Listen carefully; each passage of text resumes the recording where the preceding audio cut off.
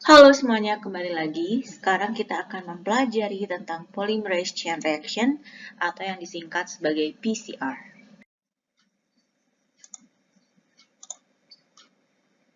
Polymerase chain reaction atau PCR merupakan teknik sintesis DNA secara in vitro. Kata in vitro di sini menjelaskan bahwa sintesis DNA-nya dilakukan di luar tubuh atau di luar sel. Melalui teknik PCR, suatu segmen DNA dapat diamplifikasi atau diperbanyak menjadi jutaan salinan dalam waktu beberapa jam saja. Prinsip dari PCR sendiri menyerupai proses replikasi DNA, yang mana melibatkan beberapa enzim. Contohnya saja seperti DNA polimerase. Proses PCR juga melibatkan perubahan suhu, sehingga instrumen yang digunakan dinamakan sebagai thermal cycler. Aplikasi PCR sendiri antara lain untuk isolasi dan amplifikasi gen, molecular detection, identifikasi organisme, dan juga untuk mendeteksi adanya mutasi. Sekarang kita pelajari detail dari PCR. Pada proses PCR terdapat beberapa komponen yang penting. Komponen ini nantinya akan dicampurkan menjadi campuran sebelum akhirnya dimasukkan ke dalam alat thermal cycler. Jika diperhatikan, sebenarnya komponen PCR akan menyerupai proses replikasi DNA, sehingga yang pertama diperlukan adalah sampel DNA atau DNA target.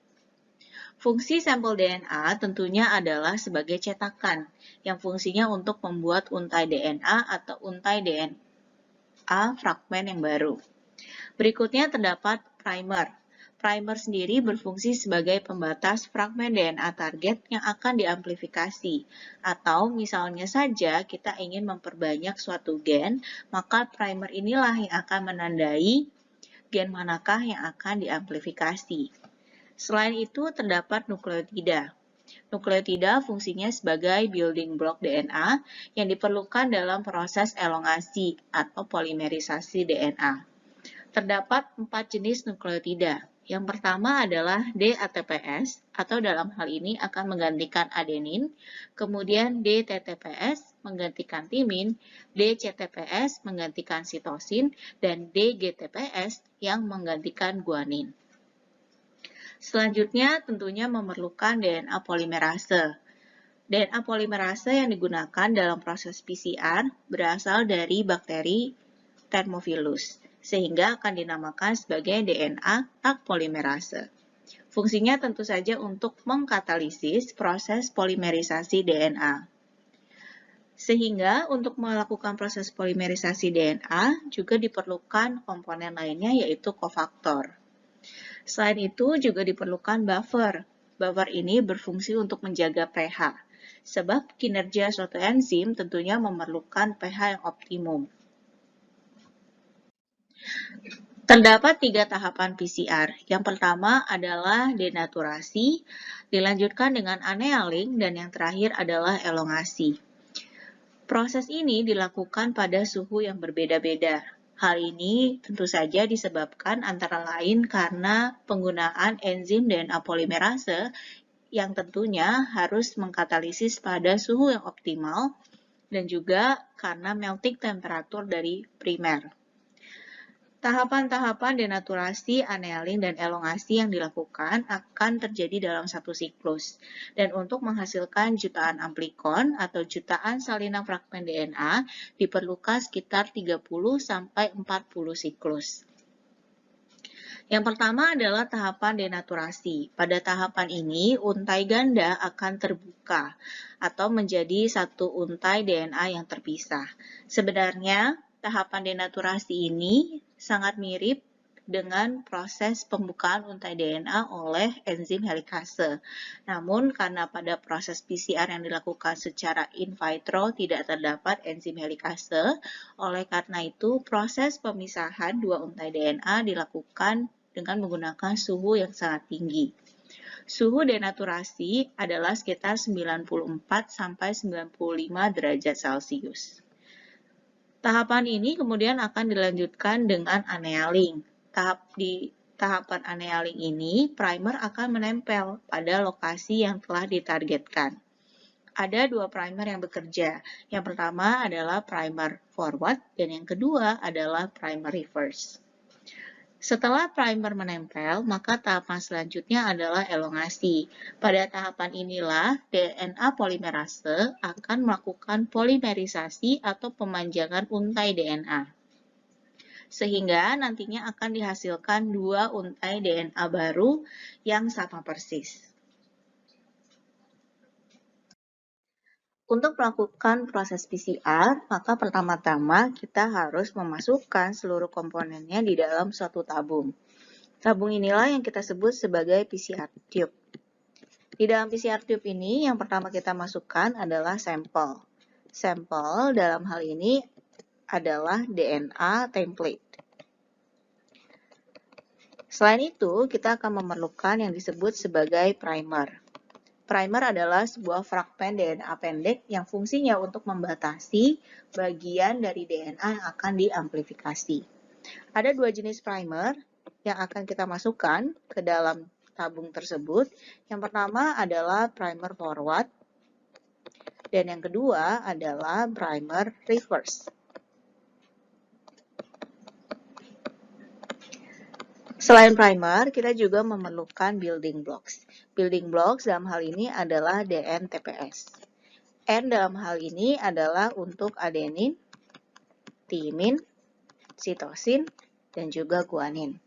Selain building blocks, kita juga harus memasukkan buffer. Fungsi buffer adalah untuk menjaga pH atau pH pada saat proses reaksi PCR. Selain itu, tentunya akan diperlukan DNA polimerase dan juga diperlukan kofaktor. Kofaktor dalam hal ini adalah Mg2+. Kita harus memasukkan seluruh komponen ini ke dalam satu tabung dan mencampurkannya secara homogen. Setelah itu, tabung ini akan kita masukkan ke dalam alat. Alat inilah yang kita sebut sebagai alat thermal cycler.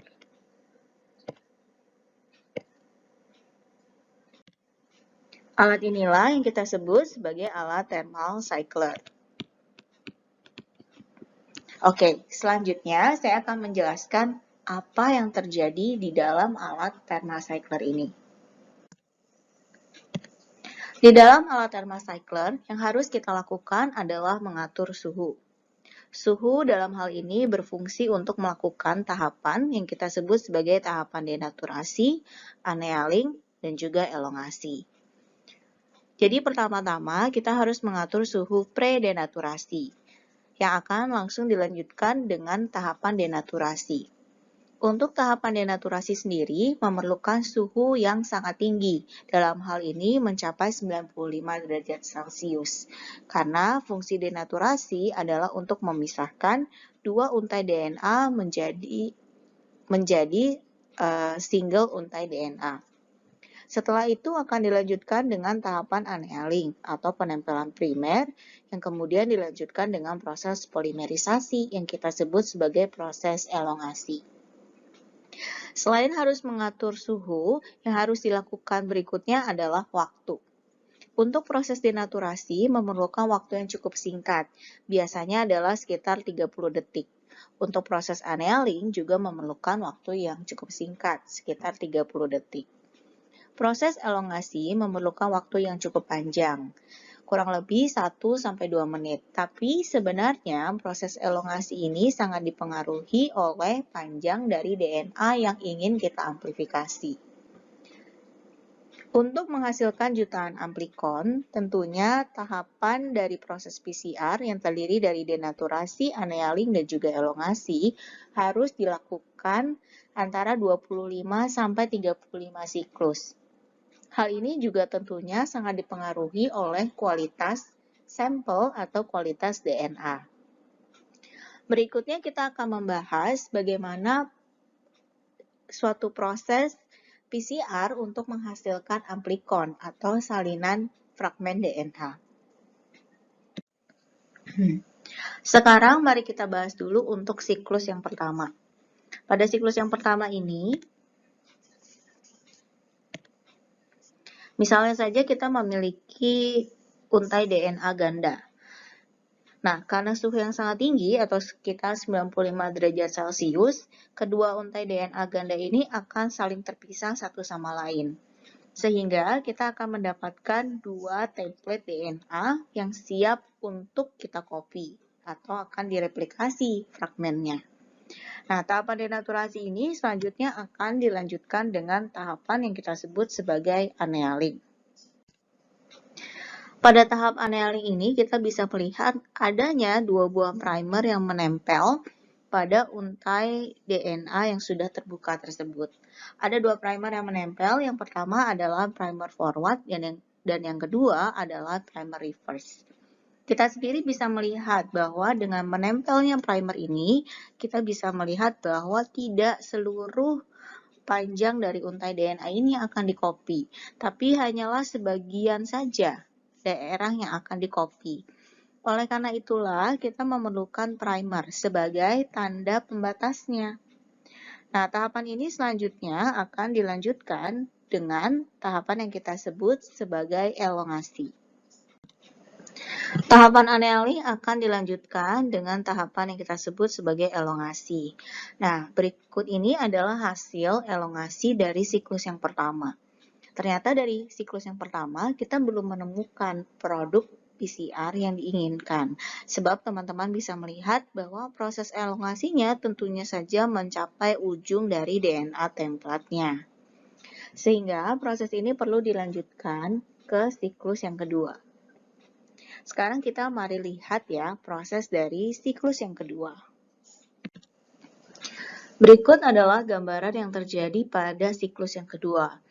Tentunya setelah melakukan proses denaturasi, maka tahapan berikutnya adalah tahapan annealing.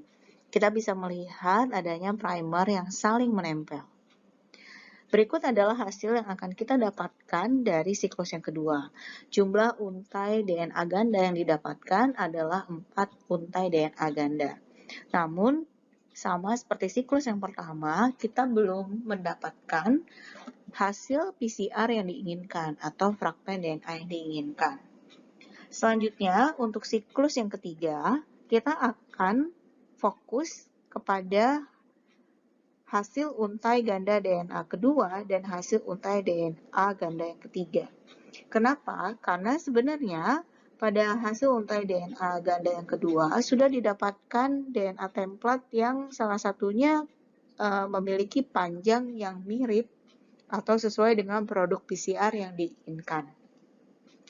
Jadi di tahap selanjutnya saya akan menggambarkan 8 untai DNA yang didapatkan pada siklus ketiga. Berikut adalah ke-8 untai DNA yang didapatkan pada siklus yang ketiga.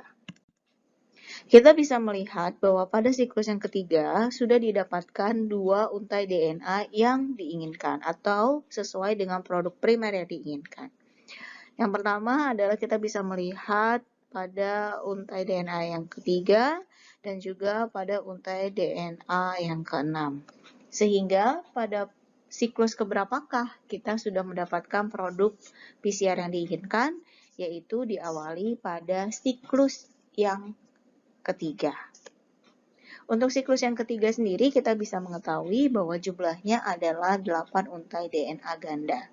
Jadi kita bisa menuliskan sebenarnya pada siklus yang pertama didapatkan 2. Siklus yang kedua kita mendapatkan 4. Kemudian siklus yang ketiga kita mendapatkan 8 untai DNA ganda. Siklus yang keempat tentunya kita akan mendapatkan 16. Sehingga berapakah jumlah untai DNA ganda yang dihasilkan pada setiap proses PCR atau berapakah jumlah produk PCR yang didapatkan pada setiap siklusnya, kita langsung bisa mengalihkan dengan rumus 2 pangkat N. Jadi, misalnya siklus yang pertama sama dengan 2 pangkat 1 yaitu 2. Untuk siklus yang keempat, tentunya 2 pangkat 4 yaitu 16. Pada slide berikutnya kita akan melihat ilustrasinya ya. Berikut adalah ilustrasi terkait dengan jumlah salinan fragmen DNA. Kita bisa melihat sendiri bahwa pada siklus yang pertama akan didapatkan 2 kopi salinan. Kemudian pada siklus yang kedua kita akan mendapatkan 4 untai DNA ganda. Namun pada siklus yang kedua ini, seperti yang sudah dijelaskan sebelumnya, tidak terdapat produk PCR yang kita inginkan. Karena kalian bisa melihat sendiri bahwa ini masih ada fragmen dari DNA asalnya. Kemudian barulah pada saat siklus yang ketiga, kita akan mendapatkan 8 untai atau salinan dari fragmen DNA tersebut. Namun sebenarnya produk PCR yang kita dapatkan atau yang sesuai yang kita inginkan hanya ada 2 kopi saja. Nah, untuk mencari tahu ada berapa sih jumlah salinan atau jumlah amplikon pada setiap siklus, kalian hanya cukup memasukkan rumus 2 pangkat N. Jadi, kalau siklus yang pertama tentunya 2 pangkat 1. Jadi, jumlah amplikon yang didapatkan adalah 2. Untuk siklus yang kedua, kalian tinggal menghitung 2 pangkat 2, sehingga jumlah amplikon yang didapatkan adalah 4, dan seterusnya. Jadi, kalau kita punya 30 siklus, maka jumlah amplikon yang akan didapatkan adalah 2 pangkat 30, atau akan ada sekitar 1 miliar amplikon. Setelah memahami tentang PCR, maka sekarang saya akan menjelaskan tentang satu aplikasi dari PCR, yaitu bagaimana kita bisa mendeteksi adanya kebohongan atau penipuan bahan pangan. Atau misalnya kalian ingin tahu apakah produk kalian betul dihasilkan dari ingredient yang memang seharusnya. Contohnya saja seperti produk-produk turunan daging. Kita sendiri tahu bahwa di Indonesia, terutama di negara Muslim, halal atau tidaknya suatu produk adalah hal yang penting. Jadi, misalnya nih, kita ingin tahu apakah sosis ini betul terbuat dari daging sapi atau ternyata ada campuran daging-daging yang lainnya. Maka tahapan pertama yang bisa kita lakukan adalah mengekstrak DNA-nya. Mengapa DNA harus diekstrak? Karena DNA inilah yang nantinya berfungsi sebagai template. Kemudian setelah itu kita akan langsung masuk ke tahapan PCR. Di tahapan inilah kita berharap bahwa kita mendapatkan fragmen gen yang memang berasal dari hewan-hewan yang merupakan bahan dari sosis ini. Setelah itu bisa dilanjutkan dengan proses pemotongan. Nah, untuk tahapan ini sebenarnya saya akan menjelaskan lebih lanjut pada bab DNA rekombinasi. Setelah itu kita bisa melihat hasil dari PCR ini dengan menggunakan gel elektroforesis. Hasil inilah yang nantinya akan kita terjemahkan. Bahan apa sajakah atau dari daging hewan apa sajakah sosis ini berasal. Demikian aplikasi atau salah satu aplikasi dari PCR. Terima kasih teman-teman sudah menonton video ini dan semoga video ini bermanfaat. Untuk referensi, kami menggunakan buku Biology A Global Approach edisi ke-11 karangan Campbell dan kawan-kawan yang diterbitkan di tahun 2018 oleh penerbit Pearson. Terima kasih sudah menonton video ini. Sampai jumpa di video-video berikutnya.